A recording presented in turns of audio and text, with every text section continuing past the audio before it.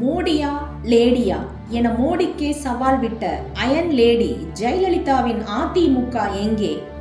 எதிர்க்கட்சிகள் கூட்டணி பற்றி ஒரு முடிவுக்கு வரும் முன்பே எதற்கும் அஞ்சாமல் முதல் ஆளாக அதிரடியாக அதிமுக வேட்பாளர் பட்டியலை வெளியிட்டு எதிர்க்கட்சிகளுக்கு சிம்ம சொப்பனமாக இருக்கும் அதிமுகவுக்கு என்ன ஆனது?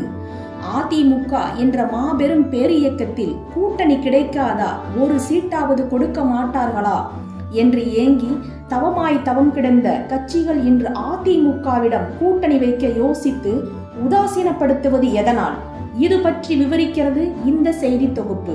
என் இரத்தத்தின் இரத்தமான அன்பு உடன்பிறப்புகளே என்ற மந்திர வார்த்தைகளால் கோடான கோடி தமிழ் மக்களின் இதயத்தில் வாழ்ந்து மக்களின் செல்வாக்கு மிக்க தலைவரான எம்ஜிஆர் உருவாக்கிய அதிமுக அவர் இருக்கும் வரை எதிர்க்கட்சியை கடைசி வரை எதிர்க்கட்சியாகவே இருக்க வைத்தவர். அதன் பிறகு 1.5 கோடி தொண்டர்கள் கட்சி என்ற வீர முழக்கத்துடன் கட்சியை வளர்த்து கட்டுப்பாட்டோடு அதிமுகவை இரும்பு கோட்டையாக வைத்திருந்தவர் ஜெயலலிதா. தமிழக முதல்வர் என்ற பதவியுடன் ஆளும் கட்சியாக விட்டு சென்ற அதிமுகவை தான் திரு எடப்பாடி பழனிசாமி, திரு ஓ பன்னீர்செல்வம் இருவரும் 5 ஆண்டுகள் பூர்த்தி செய்தனர்.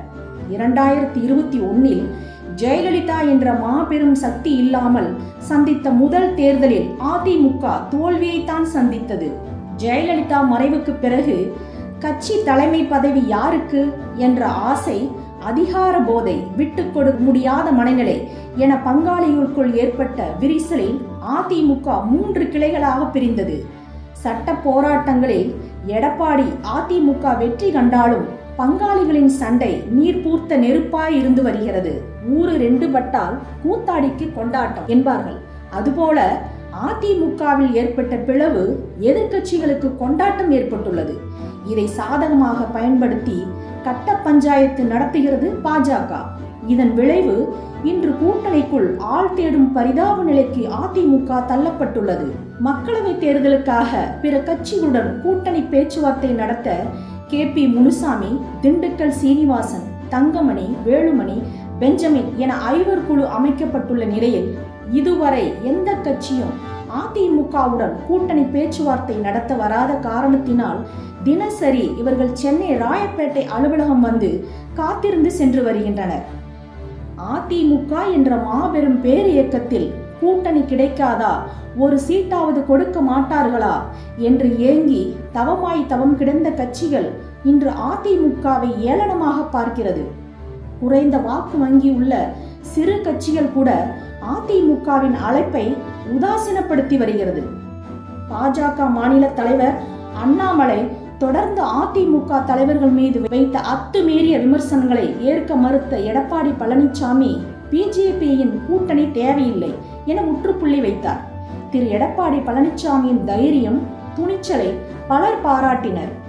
அதிமுக ஏற்பட்ட பிளவு மற்றும் பிஜேபியின் பிரிவு போன்ற நிகழ்வுகளால் அதிமுக பலவீனம் அடைந்துள்ளது என்ற விமர்சனங்களை ஏற்காத எடப்பாடி திரு பழனிசாமி அனைத்து சட்ட போராட்டத்திலும் வென்று அதிமுக முன் எப்போதும் உள்ளது போல் வலிமையாக உள்ளது என முழங்குவதை அவரும் அவரது பின்னால் உள்ள கட்சி நிர்வாகிகள் ஏற்றுக்கொள்வார்களே தவிர உண்மையான அதிமுக விசுவாசிகள், அதற்கு அப்பாற்பட்டு இருக்கும் பொதுமக்கள், இளைஞர்கள், நடுநிலையாளர்கள் மற்றும் திமுக மீதுள்ள அதிருப்தி உள்ளவர்கள் ஏற்க மாட்டார்கள்.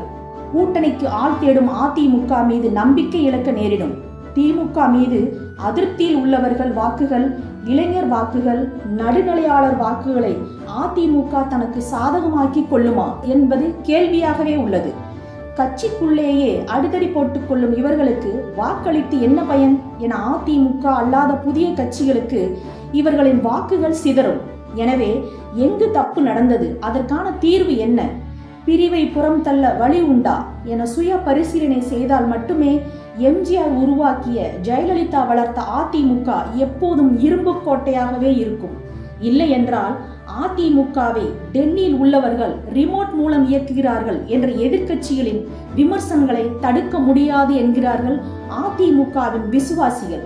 பாஜக கூட்டணியை தூக்கி எறிய இருந்த துணிச்சல், வேகம், அந்த வெற்றிடத்தை நிரப்ப அடுத்துள்ள தேசிய கட்சிகள் அல்லது பிற கட்சிகளை தன் வசப்படுத்திக் கொள்ளும் கூட்டணி ராஜதந்திரம் அவருக்கு இல்லாமல் போனதும் இதுவும் இந்த தடுமாற்றத்திற்கு காரணம். இந்த நிலையில் பன்னீர்செல்வம் அதிமுக தொண்டர்கள் உரிமை மீட்பு பயணத்தை தொடங்கியுள்ளார். 2021 சட்டமன்ற தேர்தலின் போது தினகரனை அதிமுகவில் சேர்த்து கொண்டோ அல்லது அவரையும் கூட்டணியில் சேர்த்து கொண்டு பயணித்தால் வெற்றி பெற முடியும் என்று மத்தியில் உள்துறை அமைச்சர் ஆலோசனை வழங்கினார். ஆனால் இதை பழனிசாமி நிராகரித்தார். இதனால் அதிமுக தோல்வியை சந்தித்தது. பழனிசாமி தான் சந்தித்த எந்த தேர்தலிலும் வெற்றி பெறவில்லை. இதனால் சிறிய கட்சிகள் கூட அதிமுகவுடன் கூட்டணிக்கு வர யோசிக்கின்றனர். எனவே பழனிசாமி இல்லாத அதிமுகவை உருவாக்குவோம் என பேசியுள்ளார். இதன் பின்னணியில் பல காரணங்கள் கூறப்பட்டாலும் அதிமுகவில் ஏற்பட்ட பிளவு ஒரு சரிவாகவே பார்க்கப்படுகிறது. சரியான நேரத்தில் எடுக்காத முடிவும் சரியில்லாமல் எடுக்கப்படும் முடிவும் வெற்றிக்கு சாதகமாக இருப்பதில்லை என்பது உறுதி.